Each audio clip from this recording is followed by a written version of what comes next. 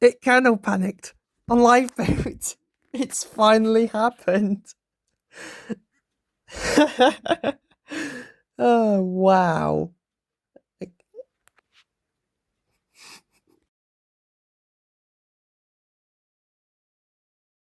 Here is the logcat. Let's see what happened. We've got an F, that stands for reported terrible failure. Audio server died, and that is a crucial process in the Android system. That is so weird. So is it audio server that's actually causing the kernel panics? Let's have a look at this. Crash dump 32.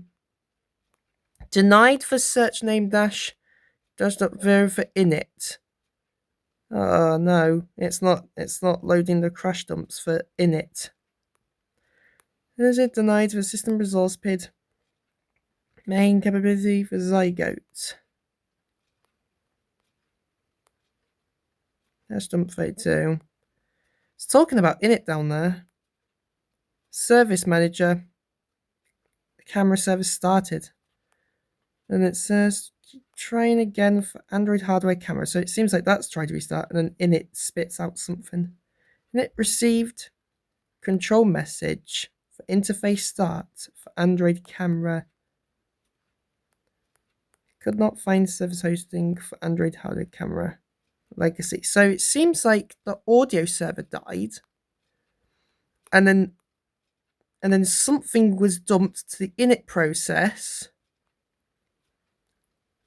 And then the camera service was restarting, and then it just kernel panicked, which unfortunately isn't showing on this, which is typical. It probably showed on the kernel log, or it didn't at all, because as soon as a kernel panic happens, everything just freezes. So it probably showed it in the kernel logs, but I guess it couldn't show it on the actual live boot. But up here, it looked like it tried to start the audio service, and then it failed because of the bad memory and stuff, and bad RAM. And then it tried to restart the camera and stuff. So it seems like something failed in the service manager binary executable. So yeah, I think it may have been the service manager that crashed, and it triggered a kernel panic because of it. Which is actually quite rare, because it usually does a warm reboot where it just restarts the whole Android system itself and not the kernel bit of the Android system. But yeah, that wraps up the video. I'll have to... I think it may have shown the other kernel logs, but it just never showed on live boot because it just instantly freezes when a kernel panic happens. But when I try catch kernel panic happen again, I'm going to try and make sure I get it on the computer and it will show the full logs, and to try and trace what's really crashing the kernel. So now we know that Android services are causing kernel panics, which is not normal in an Android system. It usually should restart it, and normally. Right, that wraps it up. The phone is now booted, and I have a feeling that the service manager process crashed, which is a ELF binary executable.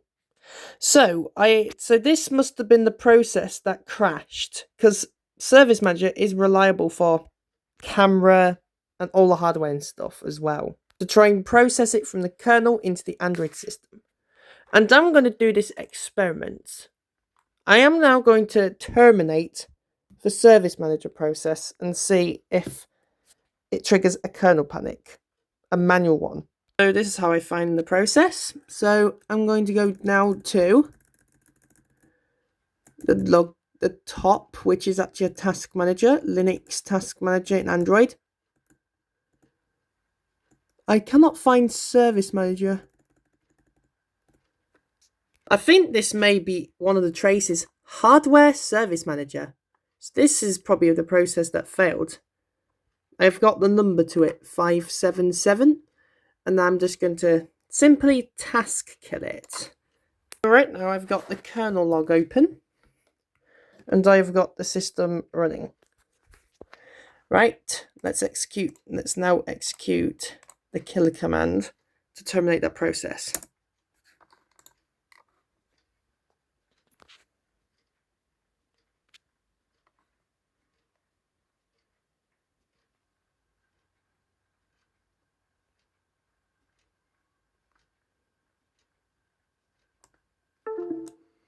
Okay, it actually disconnected. So now we know it has done the same response as a kernel panic. So Hardware Service Manager is one of the causes. Now I'm going to try System Server, because that process is actually linked to the Hardware Service Manager and all the Zygote processes that manages the hardware and the software. So I've now got the kernel log back, and now I'm going to launch the Android shell, and I'm going to now terminate the system_server process, which is Zygote, I believe it is. It's a process that works with the Zygote process in the Android system. I've got the number is 1638. So now we've got that command. Let's now watch the phone freeze and the phone to kernel panic. Here we go. The kernel log is now frozen, and the system is frozen.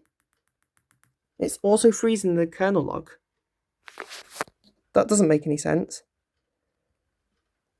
There it goes, it's disconnected. So now we can confirm it is the Android system services that are triggering kernel panics in the phone, because the full reboot shouldn't go like that when those services crash. This is what it says.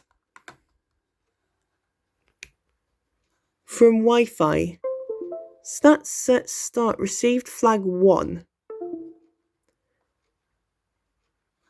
It's strange, it's not showing anything about reboots or terminations or anything in the kernel log. But why do I believe this is a kernel panic? Now, that's usually how a kernel literally panics.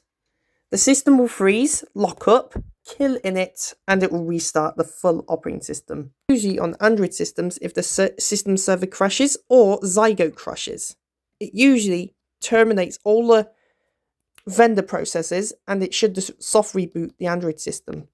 That's how it should work. It should not kill the kernel and cause it to panic and restart killing init process. So now I'm going to execute the command that actually kernel panics the kernel and see if it does any, and I'll show you it does exactly the same thing. This command is responsible for kernel panicking the kernel. Now we need to see if it actually shows up in the kernel logs and it freezes exactly the same. If it freezes exactly the same and reboots the phone, then it was kernel panicking. So let's do it. The kernel log is frozen. Phone is frozen. Not instantly showing the boot animation.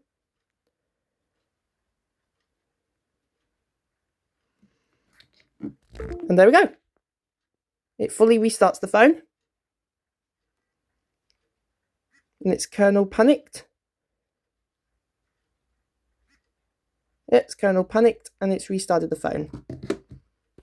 So yep, I 1000% confirm that killing the system processes causes kernel panics now. This is the logcat, by the way. Not logcat, kernel log. In it, processing action from vendor backlight on. Interrupt already enabling. And then it just shows some battery stats. And then and when I entered that command, even the shell was frozen. And it shows nothing in the kernel logs. Nothing in the kernel logs. It's not there. Because the kernel, when the kernel crashes, it freezes everything. Freezes everything and reboots. Because init process has been killed. The process init has been terminated in the system, and all the logs and stuff just freeze like that. It's kind of ending like a video. Boop, it stops. Or like pulling out a phone battery. Goes off. You won't see the log still. That's the same with the kernel. It panics, terminating everything in the system. Now, this may be theories, but if I ever see this phone kernel panic, we need to we need to try and capture this on an actual kernel panic. I'm just triggering kernel panics at this point, but we need to catch this while it's actually on a kernel panic on its own automatically. We're still going to do this, actually. It'll just automatically kernel panic. What I'm saying is we're going to let this phone automatically kernel panic while it's connected to the computer with the logcat and the kernel logs enabled. Even the Android logcat freezes. All right, crashing the system server process again. Let's see what the logcat says. The system process was killed by PID exit code 0 and it's frozen.